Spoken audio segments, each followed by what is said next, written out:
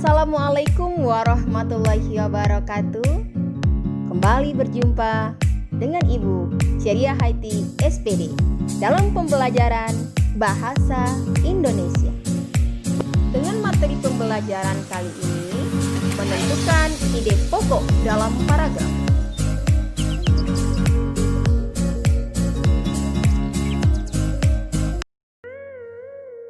Bingung dengan ide pokok? Apa pengertiannya dan bagaimana cara menentukannya? Mari kita berkenalan terlebih dahulu dengan ide pokok. Ide pokok adalah topik yang dibahas di dalam sebuah paragraf. Ide pokok dikenal dengan banyak nama. Ada yang menyebutnya ide pokok, namun ada pula yang mengenal dengan ide utama, pikiran pokok, pikiran utama, gagasan pokok, atau gagasan utama.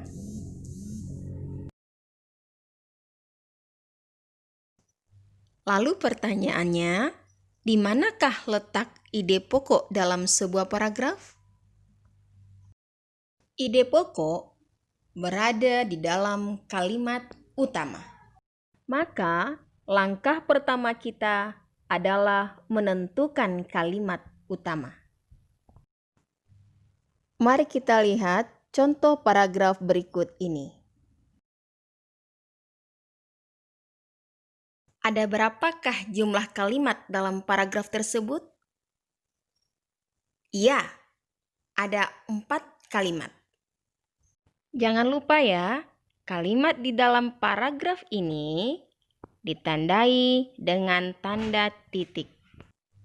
Dari 4 kalimat tadi, biasanya kalimat utama terletak di awal atau di akhir paragraf, atau kedua-duanya, di awal dan di akhir. Kita lihat kalimat pertama dan kalimat terakhir. Yang lain kita tutup dulu ya. Indonesia adalah negara yang kaya akan keberagaman. Itu kalimat yang pertama. Kalimat terakhirnya, agama yang diakui di Indonesia pun beragam. Di antara 2 kalimat ini, manakah yang sifatnya paling umum, yang bisa berdiri sendiri, dan yang bisa dikembangkan? Nah, itulah dia yang merupakan kalimat utama. Mari kita bandingkan kalimat pertama dan kalimat terakhir. Indonesia adalah negara yang kaya akan keberagaman. Kemudian yang terakhir, agama yang diakui di Indonesia pun beragam. Manakah yang lebih umum sifat kalimat ini? Kalimat pertamakah atau kalimat terakhir? Iya, yang paling umum adalah kalimat pertama. Kemudian, manakah yang bisa berdiri sendiri?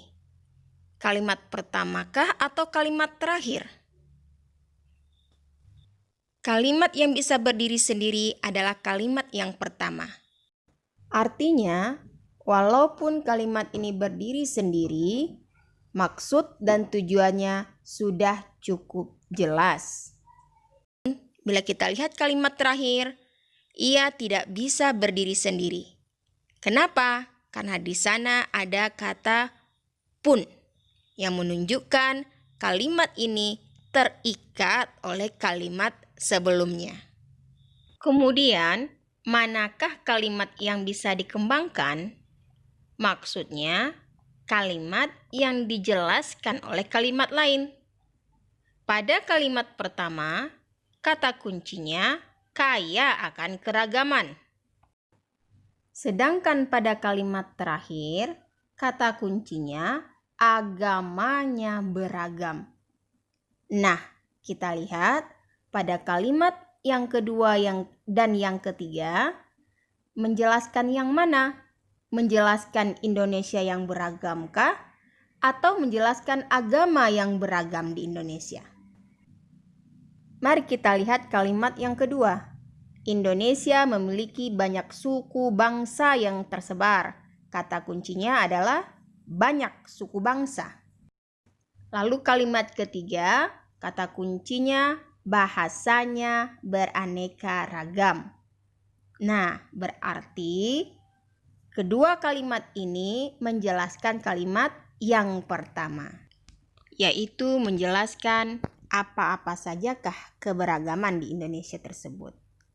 Kalimat 2 dan kalimat 3 tidaklah menjelaskan tentang agama-agama yang diakui di Indonesia. Dengan demikian, dapat kita simpulkan bahwa kalimat utamanya adalah kalimat yang pertama, dan kalimat lainnya disebut dengan kalimat penjelas. Kalau kita sudah menemukan kalimat utama, maka langkah selanjutnya untuk menentukan ide pokok adalah dengan memenggal kalimat itu menjadi kata-kata yang penting saja.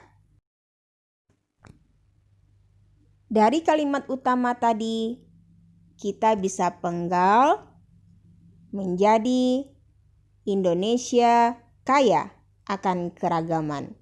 Nah, itulah dia ide pokok pada paragraf ini. Paragraf yang terdiri dari 4 kalimat ini memiliki 1 kalimat utama dan 3 kalimat penjelas. Dengan ide pokok Indonesia kaya akan keberagaman. Bagaimana anak-anak ibu? Mudah bukan menentukan ide pokok? Selamat mencoba dan sampai jumpa pada video berikutnya. Assalamualaikum warahmatullahi wabarakatuh.